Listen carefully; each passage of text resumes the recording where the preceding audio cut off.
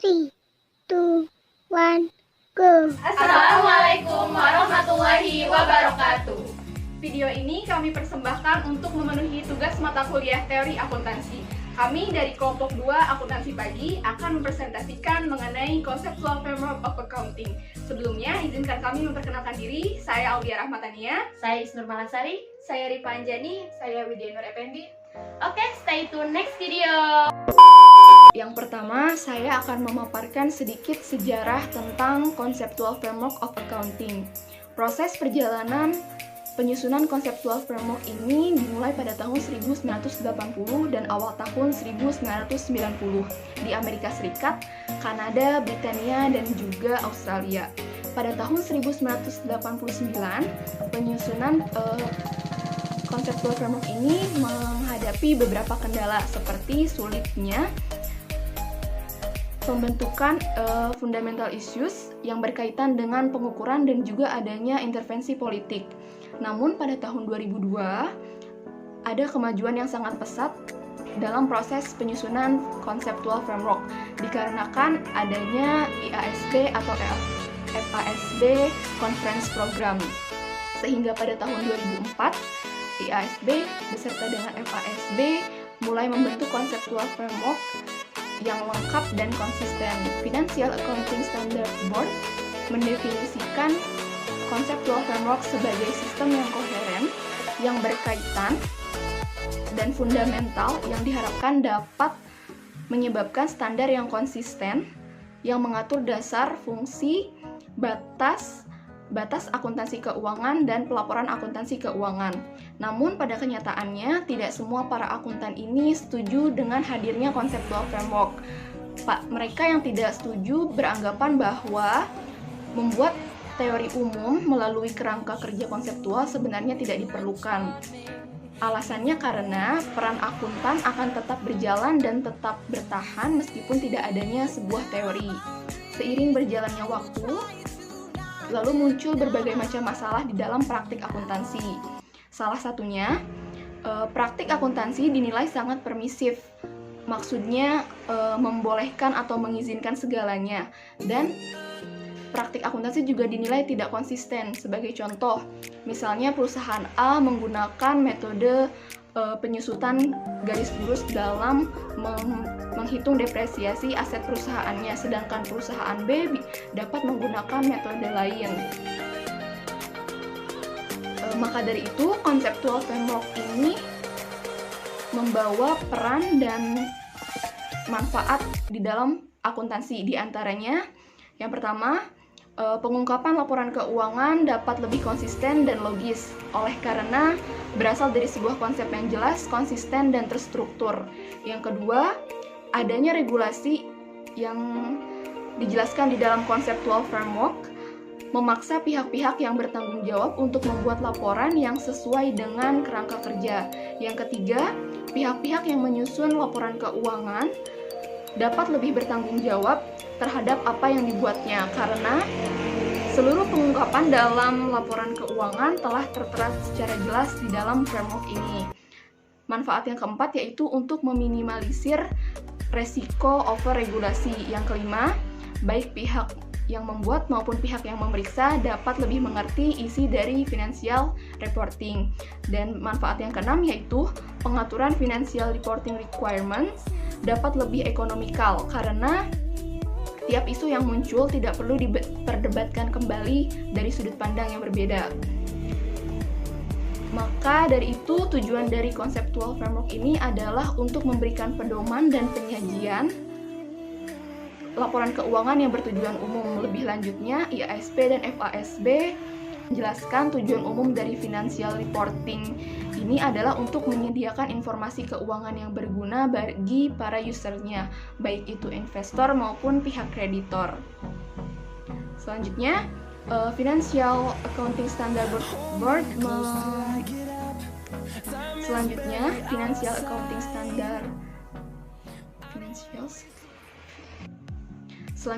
Financial Accounting Standard Board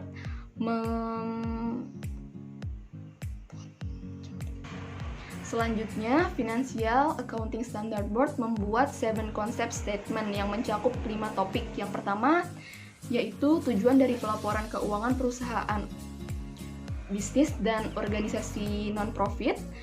Topik yang kedua yaitu karakteristik kualitatif informasi akuntansi yang berguna. Yang ketiga, unsur-unsur laporan keuangan. Yang keempat, kriteria dalam pengakuan dan unsur-unsur pengukuran. Dan yang topik yang kelima yaitu penggunaan arus kas dan menyajikan informasi nilai dalam pengukuran akuntansi.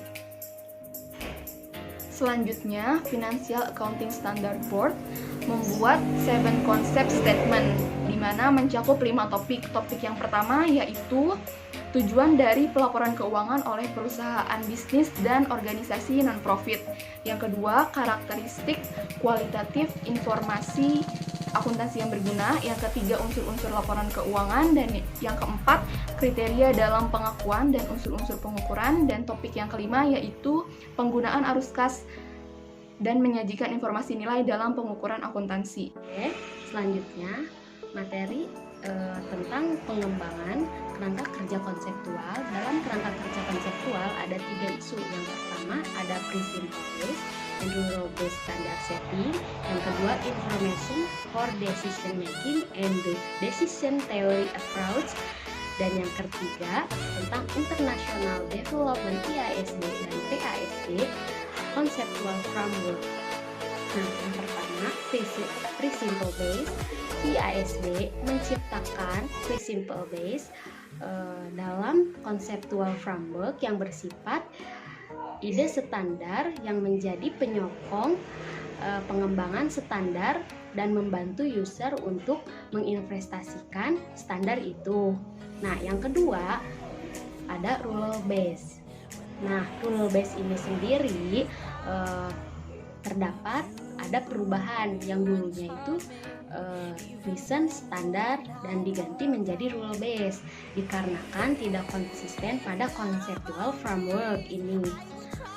Dan perubahan ini justru membawa benefit lebih banyak karena dapat mempelajari komunikasi mengenai peraturan dan meningkatkan ketelitian tanpa perlu peraturan yang lebih detail lagi. Nah, rule based ini mempunyai kelebihan.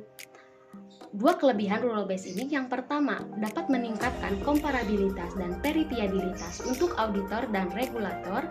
Yang kedua, mampu mengurangi kesempatan terjadinya earning management. Di samping kelebihan rule based ini, ada juga karakteristik standar yang harus dimilikinya. Yang pertama, didasarkan pada conceptual framework yang sudah berkembang dan diaplikasikan secara konsisten. Yang kedua, mencantumkan dengan jelas objektif of standarnya. Yang ketiga, menyediakan detail yang cukup dan struktur yang bisa dioperasikan dan bisa diaplikasikan secara konsisten. Yang ketiga, meminimalisir penggunaan pengecualian dari standar. Yang keempat, menghindari penggunaan percentage of test yang membolehkan financial engineering untuk mencapai technical compliance dengan menghindarkan maksud dari standar itu sendiri. Nah, untuk poin keduanya ada information for decision making and the decision theory approach. Sudah umum bahwa data akuntansi digunakan untuk decision making atau tujuan evaluasi pada entitas tertentu. Manajer bertanggung jawab terhadap equity holder perusahaan tersebut. Informasi bagaimana manajer tidak melaksanakan tanggung jawabnya pada stewardship-nya dapat digunakan sebagai bahan evaluasi performa manajer atau perusahaan itu sendiri. Nah, informasi for decision making diantaranya pengguna dari financial information luas mencakup seluruh penyedia sumber daya. Yang kedua, informasi akuntansi dilihat sebagai input data untuk prediksi model bagi user. Maka kita harus benar-benar memastikan apakah data itu dibutuhkan untuk prediksi masa depan atau tidak. Nah, terus yang kedua ada decision theory. Ini untuk mengecek apakah akuntansi mencapai tujuannya atau tidak. Jika individual sistem dapat menyediakan informasi yang berguna, maka teori yang menyediakan informasi yang berguna, maka teori ini mendasari sistem tersebut dapat dikategorikan efektif atau valid. Pada Oktober 2004, PASB dan IASB bekerja sama untuk mengembangkan conceptual framework. PASB menyatakan beberapa proyek, diantaranya fokus pada perubahan dalam environment sejak original framework pertama kali diisukan, demikian juga terhadap kelalaian di original framework, dengan tujuan untuk menciptakan framework yang berkembang utuh dan dapat mencakup framework yang telah ada secara efektif dan efisien. Kedua, memberikan prioritas untuk menunjukkan dan mendiskusikan tiap isu di setiap fase yang memiliki kemungkinan menguntungkan board dalam jangka pendek. Mulanya mempertimbangkan konsep yang dapat diaplikasikan di private sector business entity. Selanjutnya, board akan bergabung dan mempertimbangkan aplikasi dari konsep tersebut ke private sector not-for-profit organization. IASB dan PASB Conceptual Framework Project. Yang pertama, Objective and Qualitative Characteristic. Yang kedua, Element and Recognition. Yang ketiga, Measurement. Yang keempat, Reporting Entity. Yang kelima, Presentation and Disclosure, including Financial Reporting Boundaries. Yang keenam, Framework Purpose and Status in GAAP Hierarchy. Yang selanjutnya, Applicability to the not-for-profit sector. And yang terakhir, Remaining Issue. Entity versus proprietorship perspective. Board merekomendasikan financial report harus dibuat dari perspektif entitas dibanding perspektif pemilik. Hal ini banyak disetujui oleh orang banyak karena pihak pemilik dan pihak entitas secara tegas merupakan dua pihak yang berbeda. Maka perspektif mengenai entitas sudah tercantum di fase D sebelumnya. Yang kedua ada primary user group.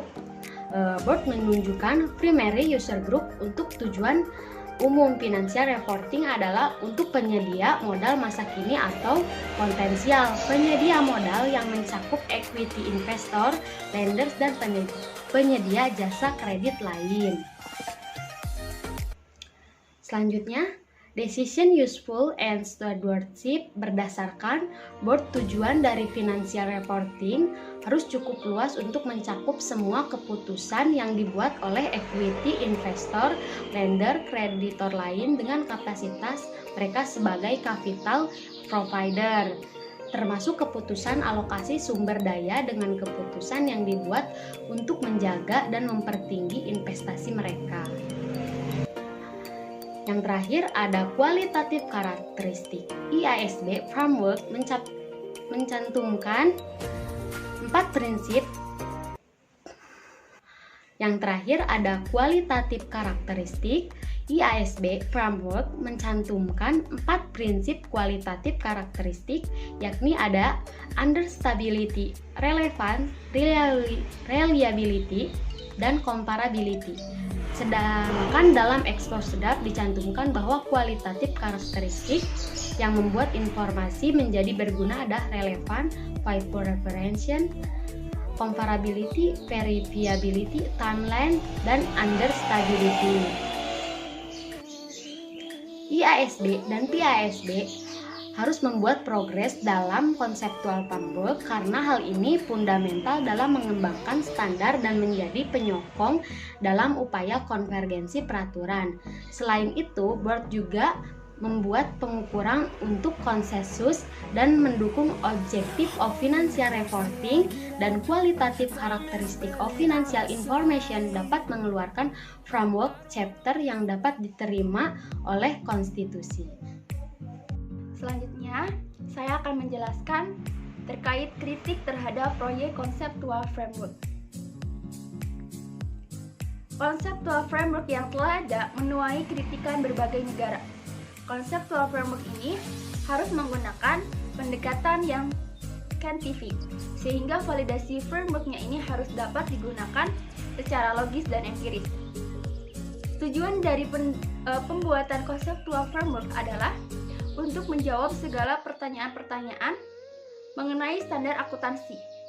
Conceptual framework juga memberikan arahan dan keputusan bagi akuntan praktisi dalam menjelaskan informasi yang relevan untuk pembuatan keputusan ekonomi. Selanjutnya, di sini ada beberapa kritik terhadap proyek conceptual framework. Yang pertama, itu ada ontological and epistemological exception. Tujuan dari pembentukan conceptual framework ini adalah untuk menghasilkan laporan keuangan yang objektif dan tidak bias. Namun dasar dari suatu framework ini dipertanyakan. Apakah teori tersebut ini netral, independen, dan bebas dari bias?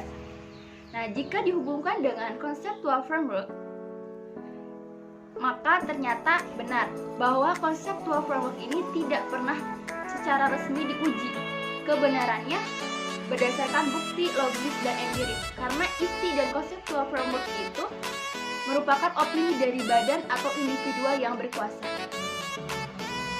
Yang kedua, ada circularity of reasoning. Dalam sudut pandang yang dangkal, yaitu terhadap conceptual framework, mengindikasikan bahwa paling tidak akuntan ini mengikuti satu jalur ilmiah, yaitu menarik suatu kesimpulan dari prinsip dan praktik yang disamaratakan. Namun, banyak pula negara yang conceptual framework-nya ini ditandai dengan internal circularity. Maksudnya satu kualitasnya itu bergantung pada kualitas aspek yang lain. Yang ketiga, ada unscientific discipline, yaitu STAM yang meyakini bahwa akuntansi ini lebih berpihak kepada hukum daripada physical science. Karena profesi akuntansi dan hukum berhubungan dengan konflik yang terjadi di antara kelompok pengguna ilmu dengan kepentingan dan tujuan yang bermacam-macam. Positive accounting ini adalah penjelasan atau penalaran untuk menunjukkan secara ilmiah kebenaran pernyataan atau fenomena akuntansi seperti apa adanya sesuai fakta. Sedangkan normative accounting yaitu penjelasan atau penalaran untuk menjustifikasi kelayakan suatu perlakuan akuntansi paling sesuai dengan tujuan yang telah ditetapkan, sehingga lebih menjelaskan praktik-praktik akuntansi yang seharusnya berlaku. Yang keempat, ada positive research, yaitu tujuan dari utama dibuatnya conceptual framework ini yaitu untuk menyediakan informasi keuangan yang dapat membantu pengguna menentukan suatu ekonomi decision-nya dan untuk meyakini bahwa penggunaan laporan keuangannya itu dapat mendapatkan informasi yang berguna untuk proses pengambilan suatu keputusan. Yang kelima, ada the conceptual framework is a policy document. Yang kelima, ada the conceptual framework is a policy document, yaitu sebuah cara yang dapat digunakan untuk melihat conceptual framework ini menjadi scientific, yaitu dengan mempertimbangkannya menjadi sebuah policy model. Maka ijiri ini membedakan normatif dan policy model. Nah, normatif model ini dibuat berdasarkan suatu asumsi pasti mengenai tujuan yang akan dicapai. Meskipun normatif model ini memiliki implikasi, namun tetap berbeda dengan policy judgment yang melibatkan komitmen terhadap tujuannya. Sedangkan ijiri juga mengungkapkan bahwa dalam akuntansi ini teori dan polisinya ini bercampur menjadi satu, tidak seperti ilmu pengetahuan yang lainnya. Terakhir ada professional value and self-preservation.